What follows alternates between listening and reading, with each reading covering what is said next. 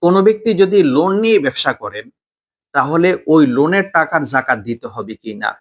এই মাসআলার উত্তর হলো, এই লোন যদি দীর্ঘমেয়াদী হয়, যদি অল্প মেয়াদী হয়, অল্প কয়েকদিনের জন্য তার যদি এই লোনটা সে নিয়েছেন অথবা আদান-প্রদান করতেছেন, তাহলে এর উপরে তার যাকাত আসবে না।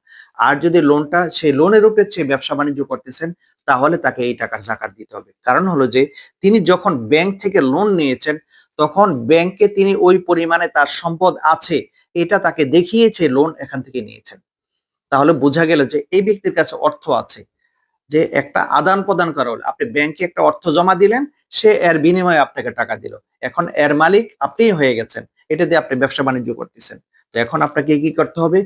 ব্যাংক থেকে আপনি যে লোন নিয়েছেন ব্যবসার জন্য, আর এই লোনটা যদি আপনার দীর্ঘমেয়াদী হয়, অনেক দিন, এটা দিয়ে আপনি সবসময় ব্যবসা-বাণিজ্য রুটিন ঘুরাইতেছেন, তাহলে আপনাকে এই টাকার যাকাত আদায় করতে হবে। ভালো করে মনে রাখা চাই, ব্যাংক লোনের যাকাতগুলো যদি এটা দীর্ঘমেয়াদী হয়, তাহলে আপনাকে যাকাত আদায় করতে হবে।